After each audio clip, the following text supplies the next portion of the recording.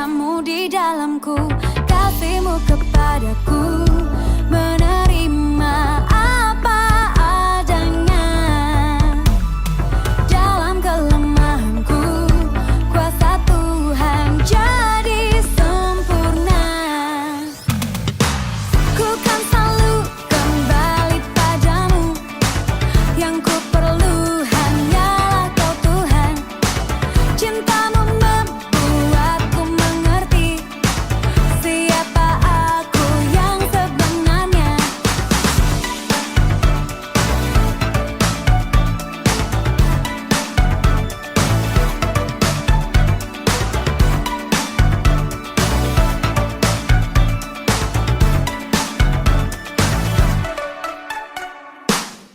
Kau Tuhan yang setia, tanganmu tersedia memegangku melintasi gelap dunia.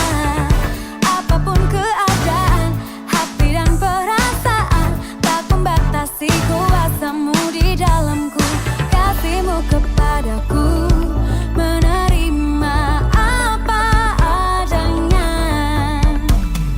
Dalam kelemahanku, kuasa Tuhan jadi sempurna. Ku kan selalu kembali padamu, yang ku perlu hanyalah Kau Tuhan. Cintamu membuatku mengerti siapa aku yang sebenarnya.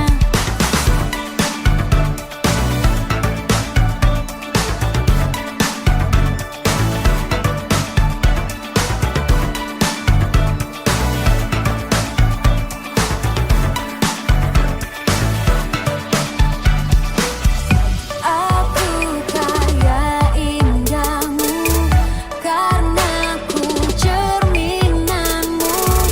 Kau ciptakan diriku serupa gambaranmu. Aku karya indahmu, karena ku cerminanmu. Kau ciptakan diriku serupa gambaranmu.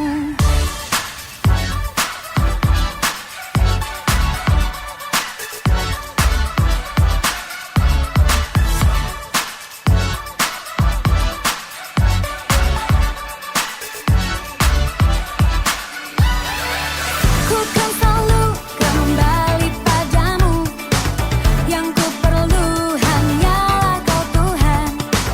Cintamu membuatku mengerti siapa aku yang sebenarnya.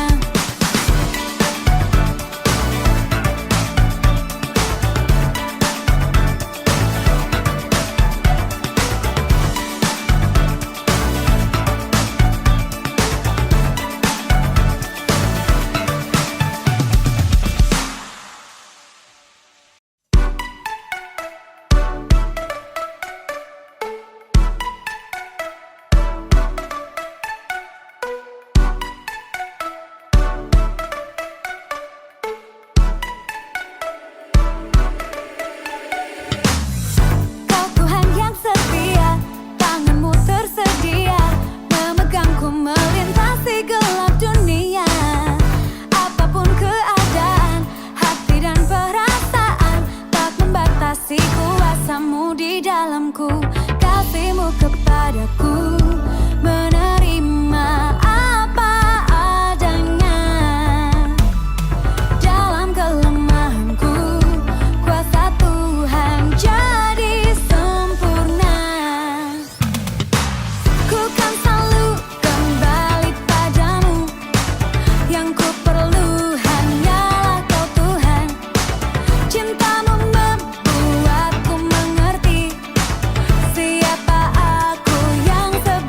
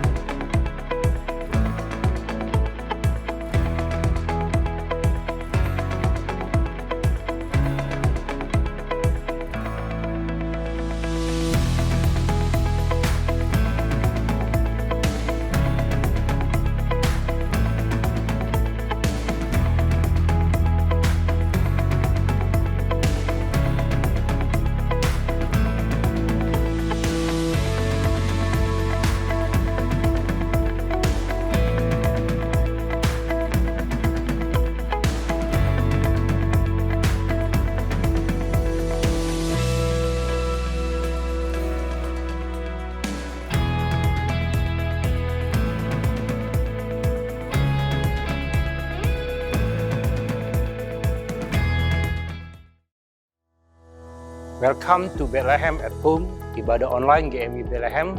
Stay at home and stay with Jesus. Apa kabarnya Bapak Ibu dan teman-teman sekalian?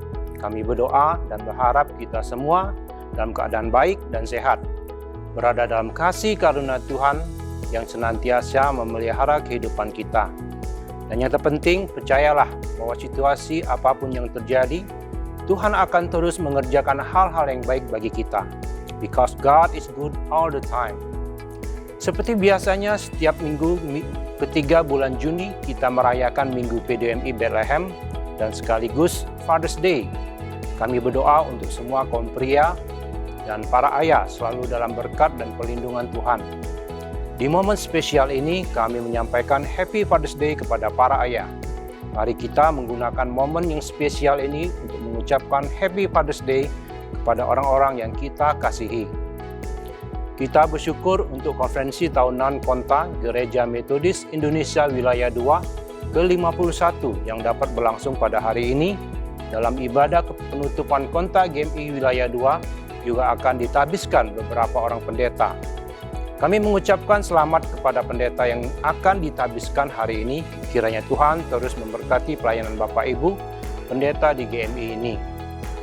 Dan hari Kamis ini, 24 Juni, kita akan mengadakan kelas meeting wilayah. Bagi jemaat yang belum tergabung dalam CM, kami terus mendorong jemaat untuk terus dapat bergabung dan menikmati pertumbuhan iman dalam CM yang ada. Dan kami juga mengucapkan selamat menempuh hidup baru kepada Saudara Yohanes dan Saudari Lisa Valentina yang telah melangsungkan pemberkatan nikah di gereja kita pada hari Sabtu 19 Juni 2021. Kiranya Tuhan memberkati keluarga yang baru ini. Dan minggu ini kita masih terus berbicara tentang hope atau pengharapan, dan firman Tuhan hari ini akan dibawakan oleh Bapak Pendeta Aris Elisa Tambai dari STT Ebenezer Tanjung Enim dengan tema Ayah yang Penuh Pengharapan, di mana kita akan belajar bagaimana di dalam keluarga kita tetap dapat menaruh pengharapan kepada Tuhan. Kami yakin firman Tuhan hari ini pasti akan memberkati setiap kita. Mari kita siapkan hati kita untuk menyembah dan memuji Dia. Shalom Bapak Ibu terkasih, di dalam nama Tuhan Yesus kita sungguh bersyukur untuk setiap kebaikan Tuhan. Kita ada hari ini, kita yakin dan percaya itu semua anugerah Tuhan yang senantiasa hadir di dalam setiap kehidupan kita. Terlebih khusus hari ini Bapak Ibu terkasih, kita sama-sama merayakan Hari Papa atau Minggu P2MI. Kita bersyukur biarlah ayah atau papa di gereja kita juga terus bertumbuh di dalam kasih dan perkenanan Tuhan. Bapak Ibu, welcome Bethlehem at Home. Sungguh kita merasakan sukacita di hari ini. Kita akan sama-sama mulai ibadah kita. Mari kita ambil waktu untuk bersaat teduh sejenak. Kita kembali bersyukur untuk setiap kebaikan Tuhan. Terima kasih Tuhan. Dalam nama Allah Bapa, Allah Anak, Allah Roh Kudus, ketiganya yang esa, kita mulai ibadah kita di hari ini.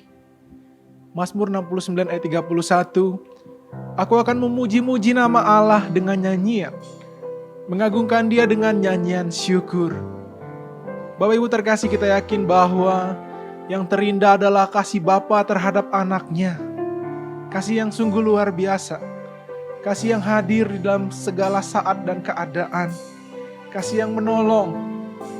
Kasih yang memberikan pengharapan. Terima kasih Tuhan.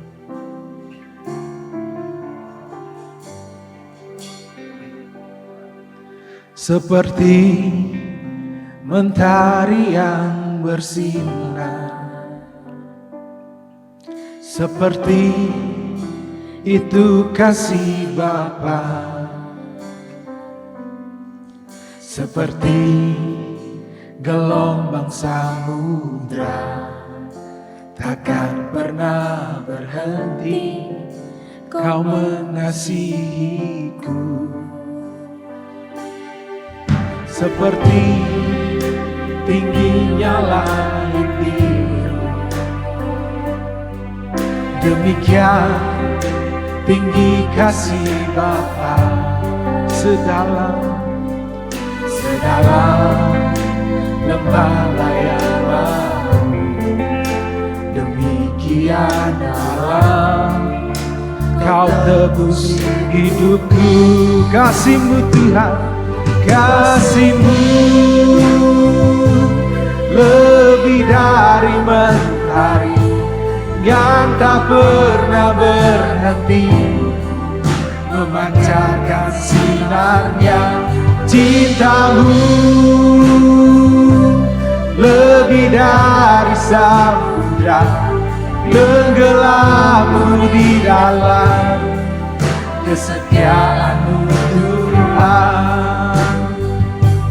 Terima kasih atas cinta. Terima kasih Tuhan, kasih dan cinta-Mu sungguh luar biasa. Terima kasih Bapa. Seperti tingginya langit biru, demikian tinggi kasih Bapa. Amin. Sedalam lembah bayangan, demikian dalam Kau tebus hidupku. Kasih-Mu Tuhan, kasih-Mu lebih dari mentari yang tak pernah berhenti memancarkan sinarnya. Cinta-Mu lebih dari samudra, tenggelam di dalam kesetiaan-Mu. Kasih-Mu Tuhan, kasih-Mu lebih dari mentari yang tak pernah berhenti memancarkan sinarnya. Cinta-Mu lebih dari samudra, tenggelam di dalam kesetiaan. Kasih-Mu Tuhan, kasih-Mu lebih dari mentari yang tak pernah berhenti memancarkan sinarnya. Cinta-Mu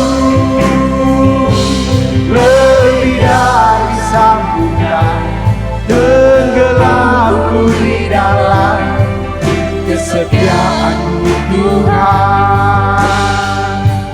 Terima kasih atas cinta-Mu. Mari kita berdoa. Bapa di sorga, terima kasih untuk kasih dan cinta-Mu yang sungguh senantiasa kami rasakan di dalam kehidupan hari lepas hari. Terima kasih Tuhan, perbuatan-Mu sungguh ajaib, perbuatan-Mu sungguh luar biasa, perbuatan-Mu sungguh agung di dalam kehidupan kami. Pada hari ini kami sungguh bersyukur, kami dapat sama-sama datang ke rumah-Mu yang kudus untuk beribadah. Kami berdoa di dalam nama Tuhan Yesus, kami rindu melalui ibadah kami, melalui hidup kami, melalui segala sesuatu yang kami lakukan, kami juga dapat terus menyadari bagaimana kasih Tuhan sungguh begitu ajaib. Terima kasih Tuhan untuk kesempatan-kesempatan yang baru, kesempatan-kesempatan yang tak terulang, yang terus Engkau percayakan di dalam kehidupan kami. Di hari ini kami juga datang ke hadapan-Mu dengan penuh kerendahan hati. Kami mengaku setiap dosa-dosa kami mengaku setiap kesalahan kami, baik yang kami lakukan, baik sengaja maupun tidak sengaja. Kami sungguh merindukan pengampunan Tuhan hadir atas setiap kehidupan kami. Terima kasih Bapa, kami rindu anugerah Tuhan terus memperbaharui hidup kami, sehingga hidup kami juga dapat semakin serupa dengan Tuhan. Ini doa kami Tuhan, di dalam nama Tuhan Yesus Allah yang hidup. Haleluya. Amin. Bapak Ibu sekali lagi saya sapa Shalom. Bapak Ibu saya yakin dan percaya bahwa pengharapan terbesar ada di dalam Tuhan. Amin. Firman Tuhan berkata apapun yang kita tabur pasti akan kita tuai. Kita yakin dan percaya bahwa hari ini kasih Tuhan, pengharapan Tuhan hadir atas setiap kehidupan kita. Mari kita puji Tuhan, sukacita penuaian. Mari kita bertepuk tangan. Kita tinggikan Allah yang kudus.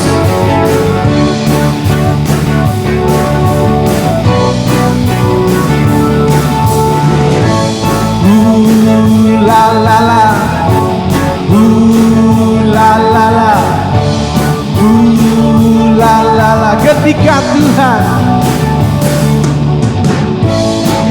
Tuhan memulihkan keadaan Sion, keadaan kita seperti orang yang berdiri.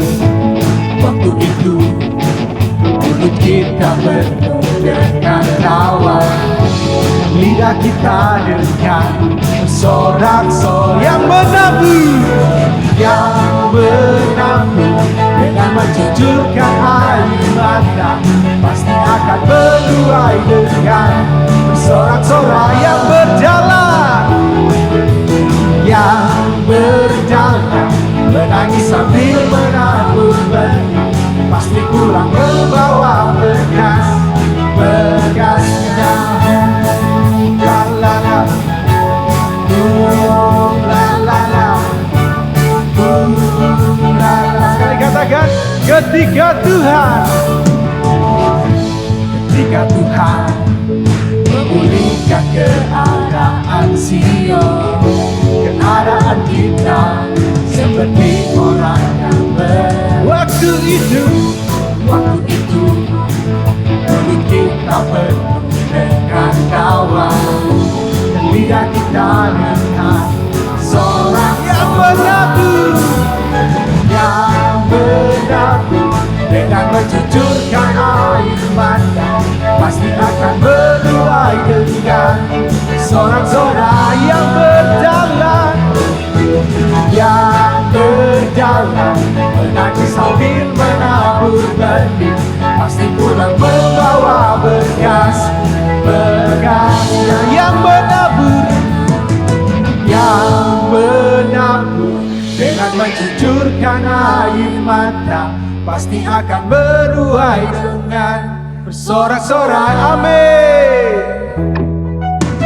Yang berjalan menangis sambil menabur benih pasti pulang membawa berkas.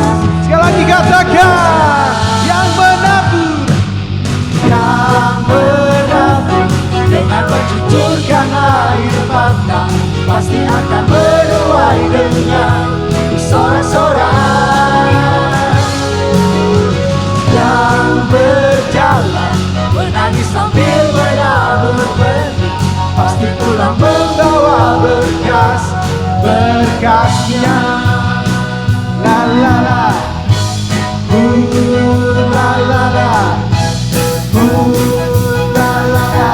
Oh, haleluya. Puji Tuhan, dan sangat terbukti kasih Tuhan sungguh ajaib. Bapak Ibu terkasih, saya undang semuanya untuk bangkit berdiri. Kita akan sama-sama mengikrarkan pengakuan iman rasuli. Bersama dengan orang percaya di segala tempat dan sepanjang abad, mari kita sama-sama mengikrarkan pengakuan iman rasuli.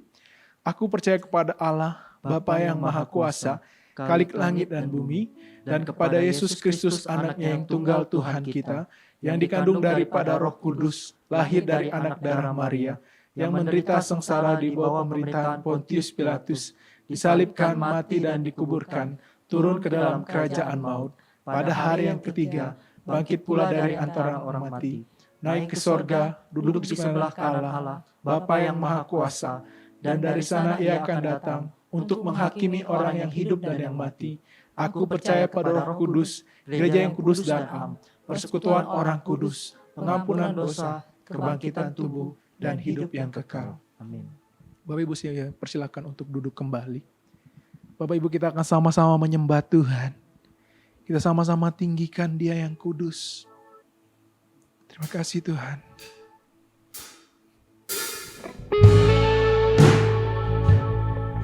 Biarlah penyembahan kita berkenan di hadapan Tuhan. Mari kita sama-sama puji Dia. Sama-sama kita tinggikan Dia. Terima kasih Tuhan. Bapa, Engkau mengenal setiap kami. Bapa, Engkau mengenalku lebih dari siapapun. Engkau tahu ceritaku dan isi hatiku. Tak peduli masa lalu, Engkau tetap memilihku. Ubahkan hidup, sempurnakan jadi karya yang indah. Kini aku percaya tiada yang mustahil bagimu. Kuasa-Mu kuatkanku, dasarku berharap. Hanya Kau Tuhan tempat kami berharap. Hanya Kau Tuhan tempat kami bersandar. Terima kasih. Tak peduli masa lalu, Engkau tetap memilihku. Ubahkanku, sempurnakan jadi karya yang indah. Kini aku percaya tiada yang mustahil bagimu. Kuasa-Mu kuatkanku, dasarku berharap. Kini aku berserah pada rancangan-Mu bagiku. Ikuti panggilan-Mu, bukan setia sampai akhir hidupku. Bapak Ibu terkasih, di hari ini kita akan sama-sama berdoa. Mari kita berdoa. Bapa di sorga, kami kembali berterima kasih Tuhan, karena kami tahu dan percaya bagaimana kasih-Mu senantiasa hadir di dalam kehidupan kami. Kami bersyukur dan berterima kasih untuk setiap penyertaan Tuhan di dalam kehidupan kami. Terima kasih untuk setiap kesehatan, terima kasih untuk setiap kesempatan. Kami bersyukur terlebih Tuhan menolong untuk setiap pekerjaan dan usaha kami. Kami juga bersyukur karena Tuhan menolong untuk setiap studi kami. Terima kasih Tuhan, Kau begitu baik. Di hari ini kami juga akan sama-sama berdoa. Pertama, menyerahkan untuk penutupan konferensi tahunan dan penabisan pendeta GMI Wilayah 2 pada siang hari ini di Jakarta.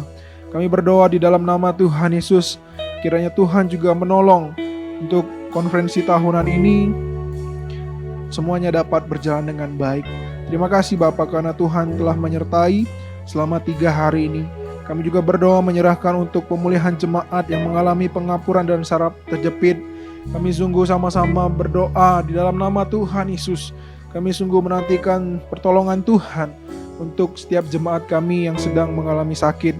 Kau berikan pemulihan, Kau berikan kesembuhan. Kami juga berdoa untuk keamanan tempat usaha, setiap jemaat yang rentan terpapar virus COVID-19. Kami berdoa Tuhan, kami rindu setiap usaha dan setiap tempat yang sedang kami lakukan juga Engkau melindungi, sehingga setiap kami juga dapat terhindar dari penularan COVID-19. Kami juga bersyukur karena Tuhan begitu baik. Bapa di sorga, Terlebih kami juga memuji Tuhan karena Engkau menjawab setiap doa-doa kami. Kami sungguh meninggikan nama-Mu yang kudus karena perbuatan-Mu sungguh luar biasa. Secara khusus untuk keluarga-keluarga yang sudah dipulihkan dari COVID-19. Terima kasih Tuhan karena Engkau menjawab doa kami. Kami juga memuji Tuhan untuk anak sekolah minggu dan anak-anak remaja yang bisa menerima rapot dan bisa naik kelas. Kami sungguh bersyukur. Terima kasih Tuhan karena Tuhan menjawab setiap doa kami. Kami juga berdoa dan kami memuji Tuhan untuk setiap ibadah-ibadah dan kegiatan CM atau kelas meeting yang dapat terus berjalan dalam masa pandemi. Kami bersyukur dan kami memuji Tuhan karena Tuhan sudah menjawab setiap doa kami. Bapa di sorga, kami bersyukur Tuhan hari ini. Bapa di sorga, di hari ini juga di antara kami ada yang mengalami pergumulan, ada yang sedang mengalami kesulitan. Kami rindu Engkau juga dapat menolong, menjawab setiap doa-doa kami. Terima kasih Bapa. Ini doa kami di dalam nama Tuhan Yesus Allah yang hidup. Haleluya. Kini aku percaya tiada yang mustahil bagimu. Kuasa-Mu kuatkanku, dasarku berharap. Kini aku berserah pada rancangan-Mu bagiku. Ku ikuti panggilan-Mu, bukan setia sampai akhir. Kini aku percaya tiada yang mustahil bagimu. Kuasa-Mu kuatkanku, dasar-Mu berharap. Kini aku berserah pada rancangan-Mu bagiku. Ku ikuti panggilan-Mu, bukan setia sampai akhir hidupku. Salam jemaat sekalian, puji Tuhan hari ini saya boleh bersama-sama jemaat di sini. Terima kasih untuk gembala dan seluruh majelis gereja yang sudah mengundang saya untuk melayani. Kiranya pelayanan saya boleh menjadi berkat bagi Bapak Ibu jemaat sekalian. Hari ini kita memperingati hari yang khusus oleh karena minggu ini Gereja Metodis mengadakan Hari Papa, Hari Ayah. Maka tema kita pada minggu ini, tema yang akan disampaikan lewat firman Tuhan ini adalah ayah yang penuh pengharapan di tengah krisis dunia ini. Sebelumnya saya mengajak kita untuk berdoa. Terima kasih Tuhan oleh karena ada waktu untuk kami membaca, merenungkan dan mendengarkan firman Tuhan. Karena firman-Mu adalah pelita bagi kehidupan kami. Firman-Mu itulah yang menciptakan alam semesta, langit dan bumi. Dan firman-Mu itulah yang menciptakan kami sehingga kami ada sebagaimana kami ada di tempat ini. Oleh sebab itu kami mohon Roh Kudus-Mu menerangi, menterjemahkan kebenaran firman di dalam diri kami masing-masing. Supaya firman-Mu ini dapat bermakna, dapat menuntun hidup kami. Secara khusus untuk para ayah yang hari ini memperingati, minggu ini memperingati Hari Ayah. Kiranya firman-Mu ini juga menjadi berkat bagi kami semua, jemaat yang mendengar. Terima kasih Tuhan, ampuni segala dosa, kelemahan, ketidaktaatan kami, supaya kami layak di hadapan-Mu. Di dalam nama Tuhan Yesus Kristus kami sudah berdoa. Amin. Mari kita membaca kitab Yeskiel sebagai landasan pembacaan pemberitaan firman Tuhan hari ini. Dari Yeskiel pasal 37 ayat 1 sampai dengan ayat yang ke-14. Dari mimbar saya akan bacakan, jemaat menyimak dalam Alkitab masing-masing. Kebangkitan Israel. Lalu kekuasaan Tuhan meliputi aku dan Ia membawa aku keluar dengan perantaran rohnya dan menempatkan aku di tengah-tengah lembah. Dan lembah ini penuh dengan tulang-tulang. Ia membawa aku melihat tulang-tulang itu berkeliling-keliling dan sungguh amat banyak bertaburan di lembah itu. Lihat, tulang-tulang itu amat kering. Lalu Ia berfirman kepadaku, hai anak manusia, dapatkah tulang-tulang ini dihidupkan kembali? Aku menjawab, ya Allah, Engkaulah yang mengetahui. Lalu firman-Nya kepadaku, bernubuatlah mengenai tulang-tulang ini dan katakanlah kepadanya, hai tulang-tulang yang kering, dengarlah firman Tuhan. Beginilah firman Tuhan Allah, tulang-tulang ini aku memberi napas hidup di tulang ini. Aku akan memberikan napas hidup di dalammu supaya kamu hidup kembali. Aku akan memberi urat-urat padamu dan menumbuhkan daging padamu. Aku akan menutupi kamu dengan kulit dan memberikan kamu napas hidup supaya kamu hidup kembali. Dan kamu akan mengetahui bahwa akulah Tuhan.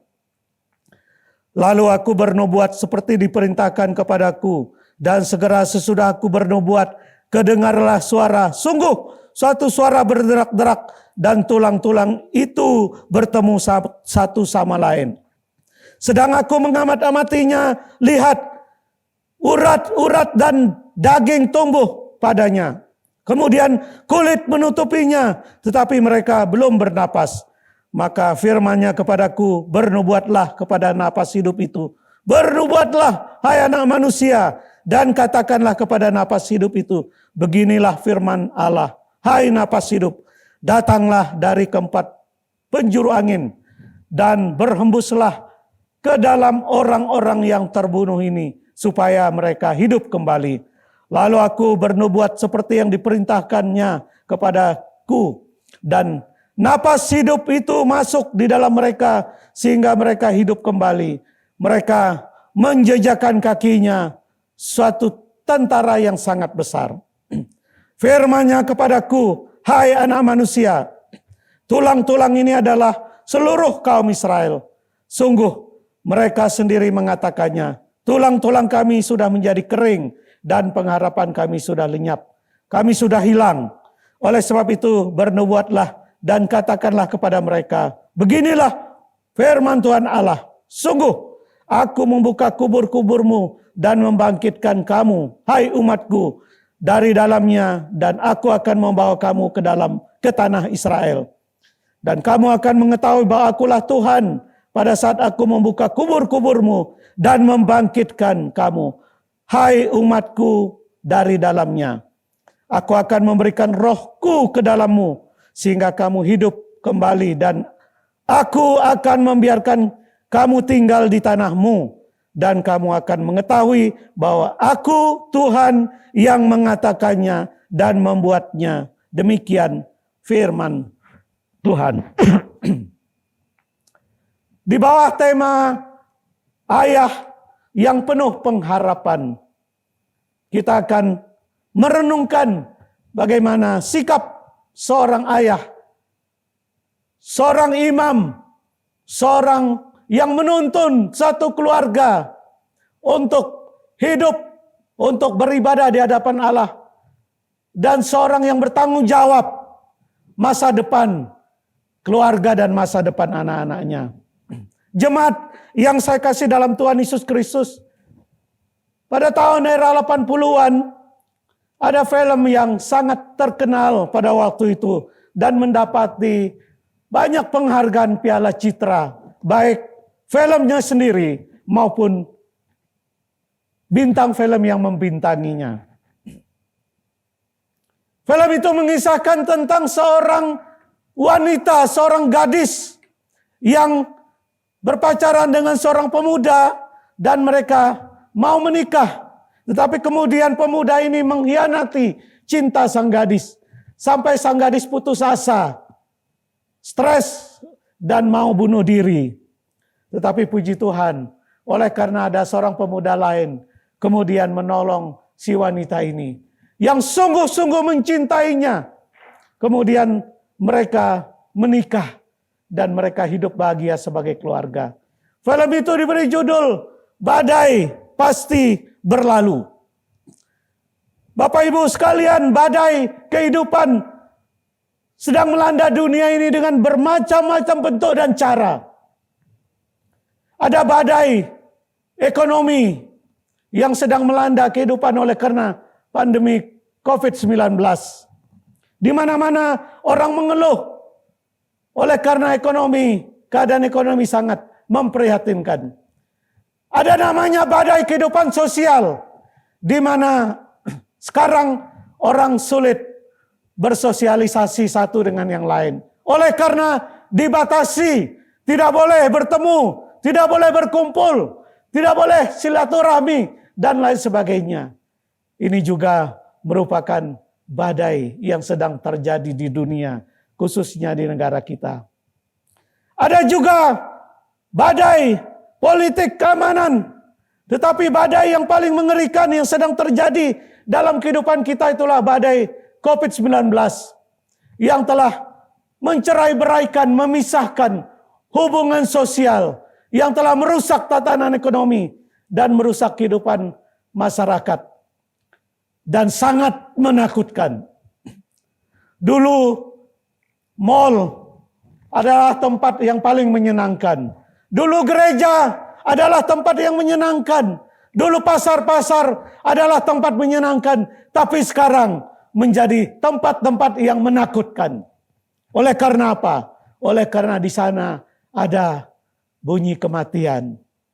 Gereja-gereja kemudian ditutup. Rumah-rumah ibadah dilarang untuk berkumpul oleh banyak orang. Oleh karena orang ketakutan. Ada gempa, ada banjir, ada tanah longsor, ada konflik rumah tangga, ada perceraian, ada narkoba, ada kejahatan kriminal, ada kekerasan, ada kejahatan seksualitas. Itulah hari demi hari kita saksikan dalam tayangan televisi, dalam berita-berita yang setiap hari kita bisa saksikan. Itulah yang dialami oleh bangsa Israel. Mereka sedang mengalami badai kehidupan oleh karena ketidaktaatan mereka kepada Allah. Mereka dibuang ke Babel.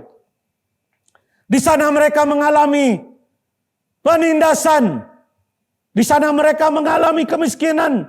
Di sana mereka mengalami banyak sekali perbuatan-perbuatan bangsa lain yang menindas mereka. Sehingga mereka hidup dalam badai, dalam pergumulan.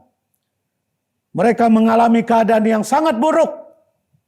Bait Allah diruntuhkan sebagai lambang kejayaan, lambang prestasi dari umat Allah yang mereka megah-megahkan. Tetapi Allah kemudian mengizinkan untuk bait Allah di Yerusalem dihancurkan dan umat dibuang ke Babel. Itulah masa-masa yang sangat suram, masa-masa yang sangat menyakitkan. Masa-masa yang penuh dengan penderitaan, maka dapat kita katakan itulah badai kehidupan. Kalau demikian, masih ada harapankah dari bangsa Israel untuk pulih kembali dari badai kehidupan? Saya tidak tahu ayah-ayah, bapak-bapak di sini apa pergumulan. Mungkin badai itu berupa riak-riak belum besar, tapi mungkin ada keluarga-keluarga, ada kepala-kepala rumah tangga menghadapi badai yang besar dengan keadaan usaha, ekonomi, dengan keadaan keluarga, dengan keadaan anak-anak mereka. Saya tidak tahu.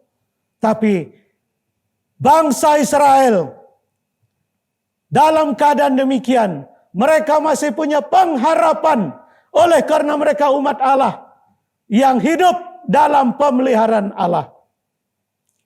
Ayah-ayah di sini juga kalau banyak mengalami problem dan badai kehidupan, hari ini firman Tuhan kita dengarkan bahwa ada pengharapan.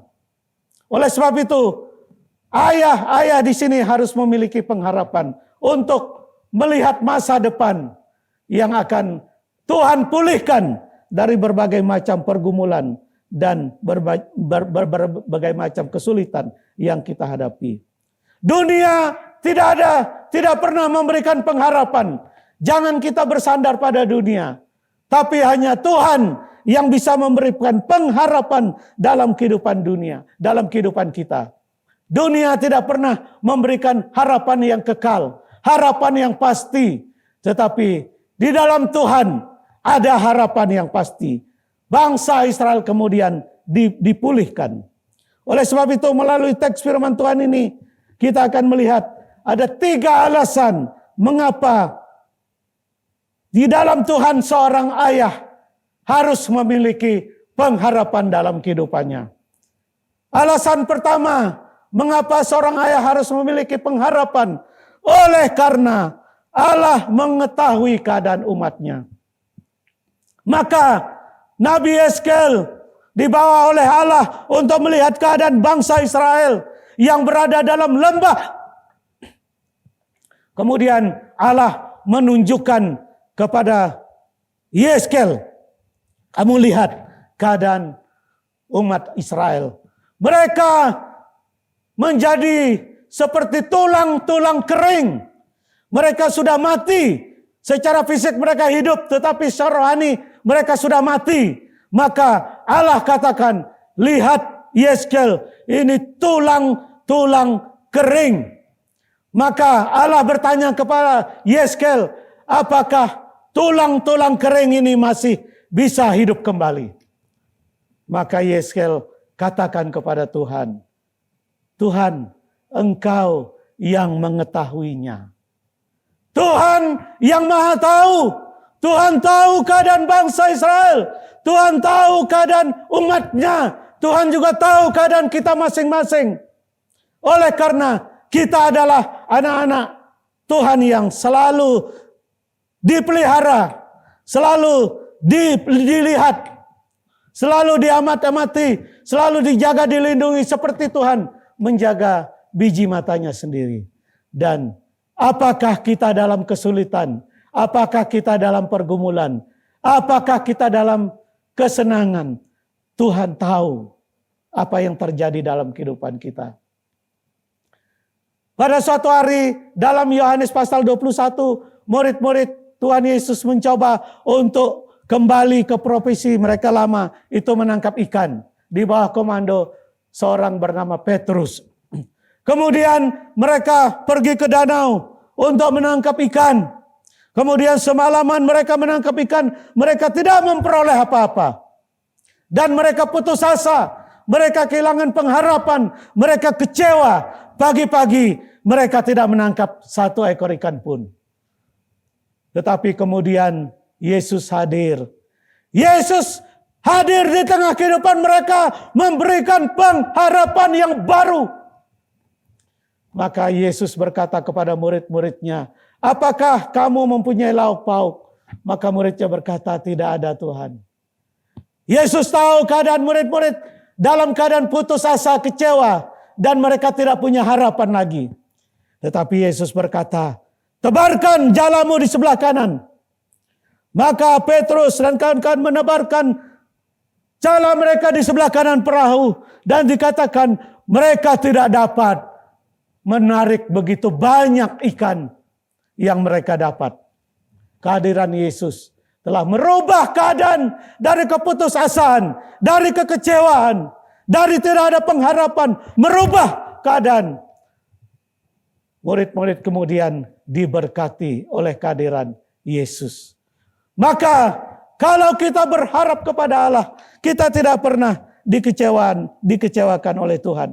Karena Tuhan selalu mengetahui keadaan kita Saya tidak tahu keadaan ayah-ayah di sini, kepala keluarga. Saya tidak tahu keadaan keluarga-keluarga di sini. Saya tidak tahu keadaan jemaat di sini dalam keadaan apa sekarang ini. Tetapi yang saya tahu pasti bahwa sebagai anak Tuhan, sebagai anggota gereja, sebagai ayah-ayah Kristen, Allah mengetahui lebih dari seorang pendeta mengetahui keadaan jemaatnya. Oleh sebab itu, maka berharaplah kepada Tuhan. Ayah-ayah kepala rumah tangga, jemaat, calon-calon ayah di sini. Jangan kamu terlalu bersandar kepada dunia, karena dunia tidak bisa memberi pengharapan masa depan. Tetapi berharaplah kepada Tuhan, karena Allah mengetahui keadaanmu dan Allah akan memulihkan keadaanmu. Kadangkala kita hanya butuh Tuhan pada saat kita membutuhkan. Pada saat kita ada kesulitan-kesulitan, kita membutuhkan Tuhan. Kita berseru kepada Tuhan. Tetapi dalam keadaan senang, kita tidak peduli dengan Tuhan. Kita tidak mau melihat dan mengetahui tentang Tuhan. Tetapi Tuhan selalu tahu dan mengetahui keadaan kita.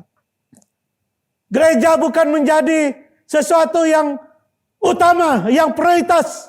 Seringkali kita menganggap gereja itu hanya sebagai satu sampingan. Ya, kalau saya sempat pergi ke gereja, saya ke gereja. Tapi kalau nggak ada waktu oleh karena kesibukan pekerjaan, saya alpa dulu tidak pergi ke gereja. Itulah keadaan kita. Maka seringkali Tuhan membiarkan hidup kita dalam kesulitan. Sebenarnya Allah sedang memperhatikan kita, tetapi kita yang tidak pernah memperhatikan Allah kita. Kita yang cuek, kita yang masa bodoh. Kita sudah percaya kepada Tuhan. Tuhan sudah memberkati kita, tetapi kita tidak mau tahu dan kita tidak mau setia dalam mengikut Tuhan. Bapak Ibu jemaat yang saya kasih dalam Tuhan Yesus Kristus. Tuhan tahu ayah-ayah sibuk dengan pekerjaannya. Tuhan tahu bapak-bapak sibuk dengan usahanya. Tuhan tahu jemaat sibuk dengan profesinya masing-masing. Oleh sebab itu dengar bahwa Allah memberikan berapa hari untukmu? Berapa hari untukmu? Allah memberikan dalam 7 hari, 6 hari untukmu. Kenapa? Karena Allah tahu engkau sibuk. Allah tahu kalian punya tanggung jawab.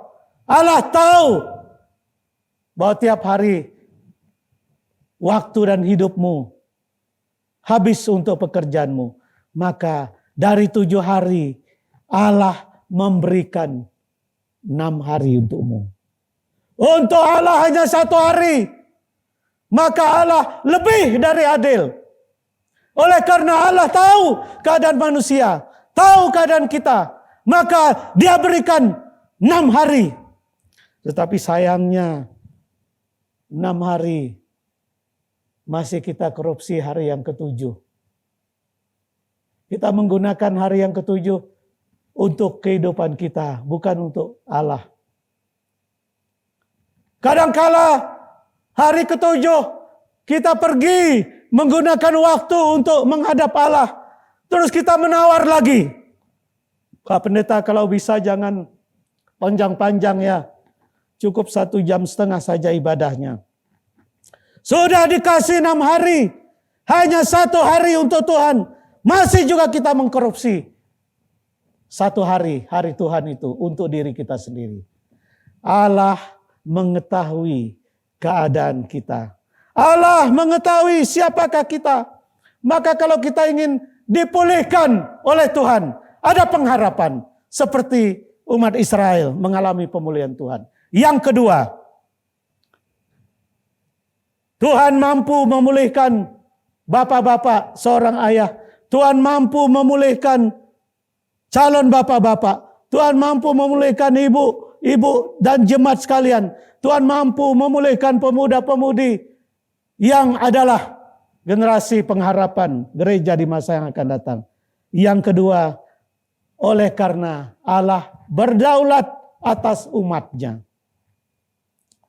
Allah berdaulat atas umat Israel. Allah tahu kondisi bangsa Israel sedang mengalami penindasan, mengalami kesulitan, mengalami pergumulan. Oleh sebab itu Allah membawa Nabi Yeskel, memerintah Nabi Yeskel untuk bernubuat supaya ada pemulihan yang baru bagi bangsa Israel. Karena umatnya ada dalam kedaulatan tangan Allah. Hidup mati umatnya ada dalam kedaulatan Allah. Maka Allah merancang satu kehidupan bagi umatnya.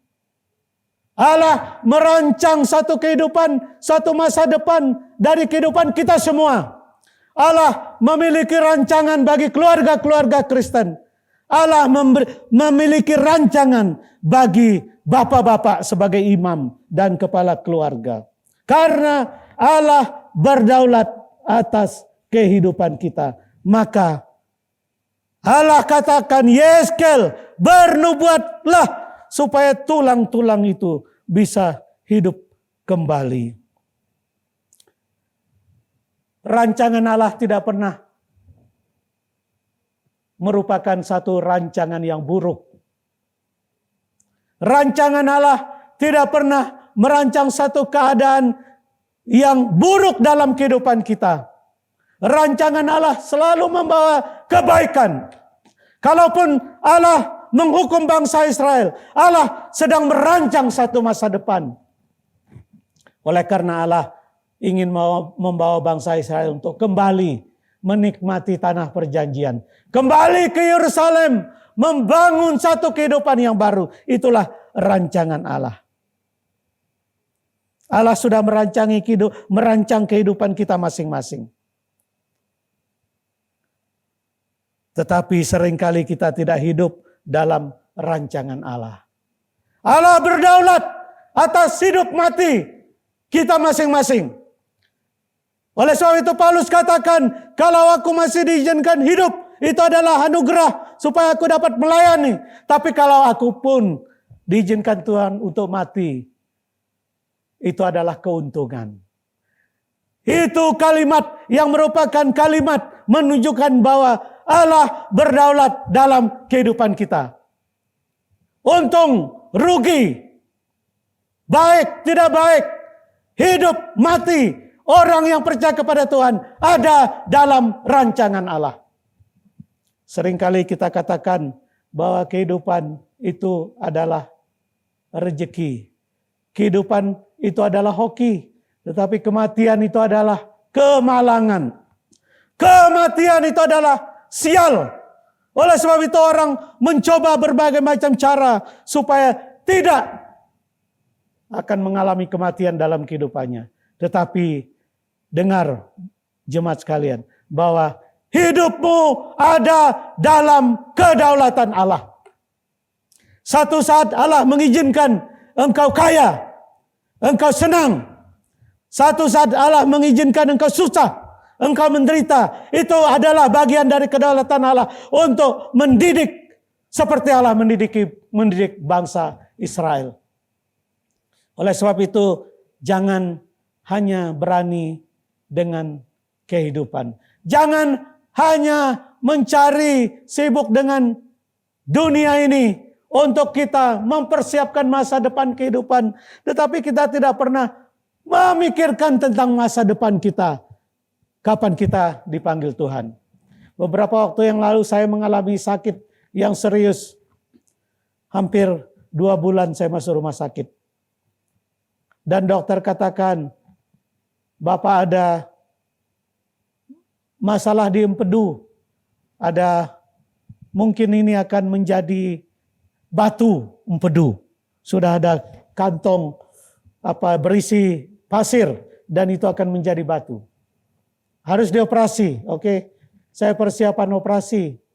Kemudian di-scan ulang, CT scan ulang. Kemudian dokter katakan, oh tidak ada lagi Pak. Tidak kelihatan lagi batu empedunya. Tapi ini ada penyakit lain Bapak ada masalah di paru-paru, oleh karena paru-paru Bapak seperti ada bintik-bintik radang. Dicurigai saya sudah kena COVID. Kemudian di PCR 2 kali. Kemudian negatif. Rupanya hanya radang. Tapi belum sembuh juga. Saya masih merasa lemah. Kemudian di CT scan lagi bagian lain dari tubuh saya. Kemudian dokter katakan ini ada ginjal Bapak sedang mengalami masalah.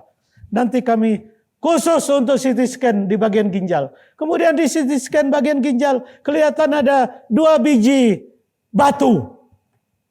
Batu yang tajam. Kemudian dokter tunjukkan kepada saya, ini ginjal Bapak ada 2 batu dan harus dioperasi. Oke, siap dok. Saya mau dioperasi. Kemudian satu malam saya berbicara kepada istri saya. Sepertinya saya sudah sangat lemah. Banyak sekali penyakit dalam tubuh saya.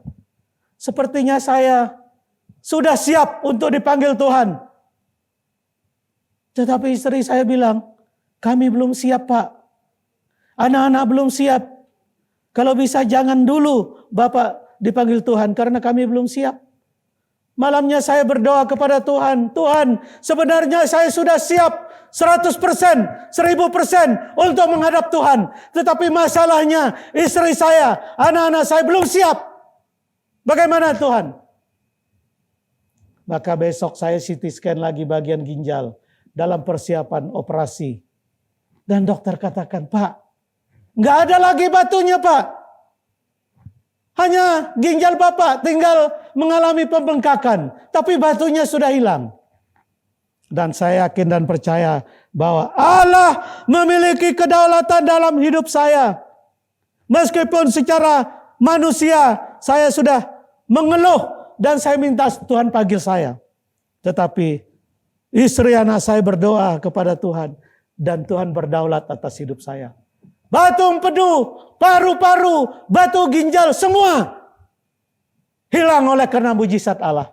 Itulah kedaulatan Allah dalam kehidupan. Kita jangan hanya menginginkan keadaan yang senang, tetapi kita benci, kita gusar, kita bersungut-sungut, tak kala Allah mengizinkan kesulitan-kesulitan. Padahal Allah mengizinkan kesulitan untuk membentuk kita, supaya kita berharap. Jangan berharap kepada dunia ini. Jangan berharap pada kekuatan kita sendiri. Berharaplah kepada Tuhan. Karena satu saat engkau berharap pada kegagahan, pada kesehatanmu, maka satu saat engkau akan merasakan bahwa kesehatanmu begitu rapuh.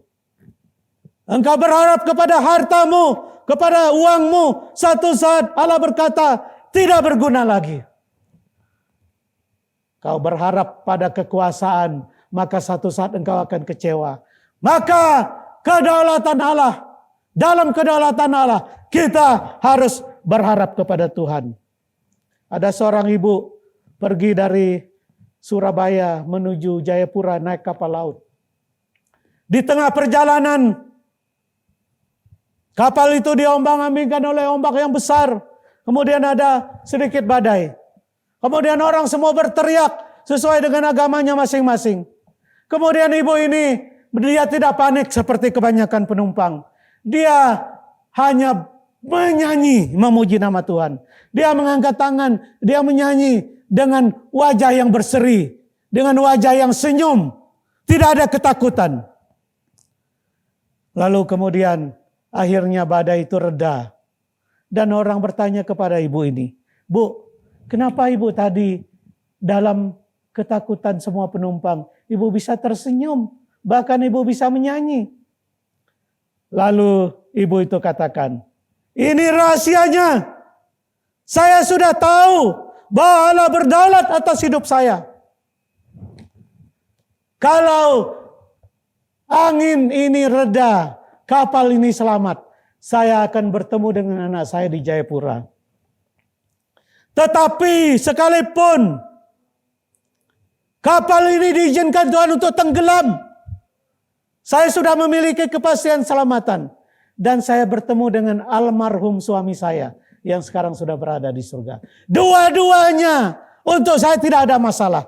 Saya mau mati, saya mau hidup, sama-sama menyenangkan. Inilah orang yang sudah hidup dalam kedaulatan Allah. Maka kadangkala kedaulatan Allah itu kadangkala membingungkan. Kadangkala kita tidak bisa mengerti. Bangsa Israel tidak bisa mengerti perjalanan hidup kita. Tetapi percaya, kalau ada masalah, ada kesulitan, pengharapan kepada Tuhan. Karena Tuhan berdaulat atas hidupmu. Yang ketiga, kenapa seorang ayah memiliki pengharapan di dalam Tuhan? Oleh karena ini yang paling penting terakhir. Oleh karena Allah berkuasa memulihkan umatnya. Luar biasa. Setelah Tuhan memperlihatkan kepada Yeskel ini tulang-tulang kering. Dan kemudian Tuhan bertanya kepada Yeskel, apakah mereka bisa dihidupkan kembali? Kemudian Tuhan berkata kepada Yeskel, bernubuatlah karena umat ada dalam. Kemudian Yeskel mulai bernubuat. Dan pada waktu Yeskel bernubuat, maka tulang-tulang itu mulai bergerak. Tulang itu mengeluarkan bunyi derak-derak. Oleh karena satu dengan yang lain mulai menyatu. Kemudian Allah mulai menumbuhkan daging, urat. Kemudian Allah memberikan kulit. Kemudian Allah menyuruh Yeskel untuk mengembuskan napas dari 7 penjuru. Dan tulang-tulang kering itu kemudian menjadi hidup kembali. Itulah kuasa Allah. Dia mampu memulihkan. Dia mampu menghidupkan yang sudah mati. Saya tidak tahu apa yang menjadi keadaan Bapak Ibu, khususnya Bapak-Bapak sekarang. Mungkin dalam hidupmu ada pergumulan, ada kesulitan, ada masalah yang berhubungan dengan pekerjaan, berhubungan dengan karir, berhubungan dengan keluarga, berhubungan dengan anak-anakmu. Dengar bahwa ada pengharapan pemulihan di dalam Tuhan kita. Oleh karena Allah kita, Allah berkuasa untuk memulihkan umatnya. Maka berpengharapanlah kepada Tuhan. Suatu hari di tempat kami diadakan camp pria sejati. Biasa dalam camp itu ada pemberitaan firman Tuhan. Kemudian ada tantangan untuk bertobat. Kemudian banyak orang bertobat. Kemudian habis itu ada ruang kesaksian. Kemudian ada seorang pemuda maju ke depan berdiri untuk bersaksi. Pemuda ini katakan, hari ini adalah hari pemulihan dalam hidup saya. Hari ini adalah hari pemulihan dalam keluarga saya. Desember lalu, pada waktu saya libur di kampung saya di Medan, saya menyaksikan habis kami berkumpul malam tahun baru membaca Alkitab bersama. Kemudian saya menyaksikan dengan mata kepala saya bagaimana ayah saya dalam keadaan mabuk malam tahun baru itu. Kemudian menyiksa ibu saya, menyiksa mama saya. Itu bukan kali pertama, tetapi itu sudah berulang-ulang. Dan malam itu saya menjadi marah sekali. Karena di depan mata kepala saya lihat ibu saya sangat menderita oleh karena perbuatan ayah saya. Dan malam itu saya berjanji kepada ibu saya, Ma, malam ini saya bersumpah, berjanji di hadapan mama, saya akan membalas semua perbuatan ayah terhadap mama. Saya akan bunuh. Nanti Desember depan, ayah kembali lagi ke kampung. Karena ayahnya jarang pulang karena dia seorang supir truk dari Medan, Jakarta. Dan biasanya mereka berkumpul dalam keluarga pada waktu Natal. Dan Natal tahun depan saya akan buat perhitungan dengan ayah. Dan dia pergi merantau untuk mencari pekerjaan. Oleh karena dia katakan, saya akan bekerja dalam 1 tahun ini untuk mencari uang. Nanti kalau saya di penjara, uang ini bisa untuk menghidupkan mama. Dan kehidupan saya di penjara. Kemudian dia datang, kemudian dia bekerja di daerah Kabupaten Muara Enim. Dan dia mengikuti Camp Pria Sejati.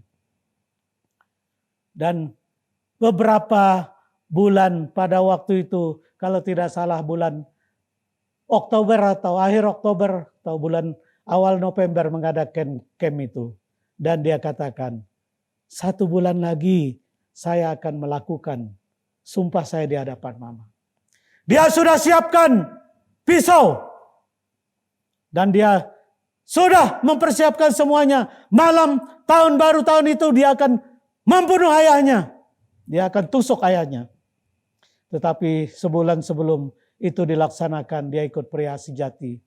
Dan firman Tuhan mengubah kehidupannya. Firman Allah menolong dia untuk berubah pikiran. Dan setelah dia dilayani pribadi, dia bertobat. Dia langsung telepon ayahnya. Dia katakan, ayah, saya mohon maaf kalau ada ayah di sini, saya akan tersungkur di kakimu. Kenapa ayahnya katakan, sebenarnya Desember ini merupakan akhir dari kehidupanmu. Tetapi Tuhan sudah menjamah hidup saya. Dan saya sudah urungkan semua niat jahat saya itu. Itulah kuasa Allah mampu memulihkan. Kuasa Allah mampu memulihkan hidupmu sebagai kepala rumah tangga, sebagai imam, sebagai seorang ayah. Tuhan mampu memulihkan istrimu, Tuhan mampu memulihkan anakmu, Tuhan mampu memulihkan keluargamu. Itulah pengharapan. Maka kalau ada masalah yang sangat pelik dalam kehidupan kamu, berserulah kepada Tuhan, karena Tuhan mampu memulihkan hidupmu. Kiranya Tuhan memberkati firman. Mari kita berdoa. Terima kasih Tuhan untuk firman-Mu. Kiranya firman-Mu boleh tertanam, boleh kami lakukan dalam hidup kami masing-masing. Di dalam nama Tuhan Yesus kami sudah berdoa. Amin. Kini aku percaya tiada yang mustahil bagimu. Kuasa-Mu kuatkanku, dasarku berharap. Kini aku berserah pada rancangan-Mu bagiku. Ku ikuti panggilan-Mu dan setia sampai akhir. Aku Tuhan, kini aku percaya tiada yang mustahil bagimu. Kuasa-Mu kuatkanku, dasarku berharap. Kini aku berserah, kini aku berserah pada rancangan-Mu bagiku. Ku ikuti panggilan-Mu dan setia sampai akhir hidupku. Shalom jemaat yang dikasihi oleh Tuhan. Bersyukur jika pada hari ini kita dapat beribadah kembali kepada Tuhan. Secara khusus kita merayakan Minggu P2MI dan Hari Papa. Dalam kesempatan ini izinkan saya mengucapkan selamat kepada kaum pria dan para papa yang ada di gereja kita. Selamat Hari Father's Day untuk kita semua. Biarlah para papa dapat terus berpengharapan di dalam Tuhan, diberkati dan takut akan Tuhan. Saudara, kita sungguh bersyukur untuk firman Tuhan hari ini yang disampaikan oleh Pendeta Aris Elisa Tambai dari STT Ebenezer Tanjung Enim. Dan kita berdoa, biarlah firman Tuhan hari ini boleh memberkati setiap kita. Bapak, Ibu, dan Saudara, jemaat yang dikasihi Tuhan, dalam setiap kesempatan ibadah, kita diberikan kesempatan juga untuk memberikan persembahan. Saudara, persembahan dapat diberikan melalui scan QRIS dengan barcode pada aplikasi-aplikasi yang ada, atau Bapak Ibu jemaat dapat mentransfer melalui rekening atas nama GMI Bethlehem Palembang. Saudara, baiklah sebelum kita mengakhiri ibadah kita pada hari ini, kita akan menghafal sebuah ayat Alkitab yang terambil di dalam Mazmur 103 ayat 13. Saya akan bacakan sekali dan kita akan mengulanginya secara bersama-sama. Mazmur 103 ayat 13, seperti Bapa sayang kepada anak-anaknya, demikian Tuhan sayang kepada orang-orang yang takut akan Dia. Mari kita ulangi bersama-sama. Seperti Bapa sayang kepada anak-anaknya, demikian Tuhan sayang kepada orang-orang yang takut akan Dia. Kiranya firman Tuhan ini menjadi kekuatan dan memberikan pengharapan bagi setiap kita. Saudara, mari kita mengakhiri ibadah kita pada hari ini. Saya mengundang setiap jemaat untuk dapat bangkit berdiri dan kita akan menaikkan doa yang Tuhan Yesus ajarkan kepada kita, yaitu doa Bapa kami. Doa berkat kemudian akan disampaikan oleh Pendeta Aris Elisa Tambai. Bapa kami yang di sorga, dikuduskanlah namamu, datanglah kerajaanmu, jadilah kehendakmu di bumi seperti di sorga. Berikanlah kami pada hari ini makanan kami yang secukupnya, dan ampunilah kami akan kesalahan kami, seperti kami juga mengampuni orang yang bersalah kepada kami. Dan janganlah membawa kami ke dalam pencobaan, tetapi lepaskanlah kami daripada yang jahat, karena Engkaulah yang empunya kerajaan dan kuasa dan kemuliaan sampai selama-lamanya. Amin. Jemaat yang saya kasih dalam Tuhan Yesus Kristus, pulanglah dengan damai sejahtera, lakukanlah firman Allah yang sudah engkau dengar dalam hidupmu tiap-tiap hari, maka sumber pengharapan Allah akan memberkati hidupmu. Dan terimalah berkat Tuhan. Kiranya kasih yang datang dari Allah Bapa di sorga, anugerah dan keselamatan di dalam Tuhan kita Yesus Kristus, persekutuan, pimpinan dan penyertaan melalui Roh Kudus akan menyertai jemaat sekalian. Mulai sekarang, besok, lusa seterusnya, sampai selama-lamanya. Amin.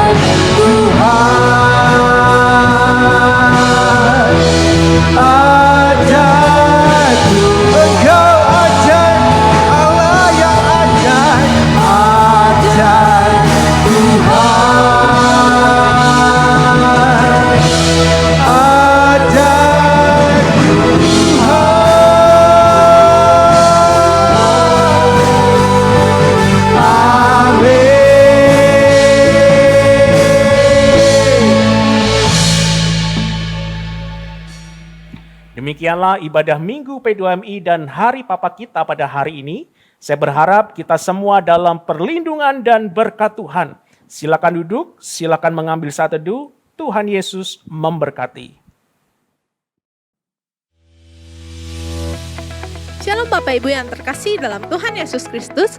Terima kasih sudah bergabung dalam online service GMI Bethlehem Palembang. Bagi Bapak Ibu dan saudara-saudari yang terkasih, apabila merasa diberkati melalui online service kita hari ini, mohon dapat klik like yang ada gambar jempolnya, lalu membagikan online service kita hari ini ke kerabat ataupun ke teman-teman Anda. Jangan lupa klik tombol subscribe dan nyalakan loncengnya, agar ketika GMI Bethlehem Palembang memposting video terbaru online service, Bapak Ibu dan saudara-saudari yang terkasih akan menjadi orang yang pertama kali mengetahui informasi tersebut. Terima kasih, Tuhan Yesus memberkati.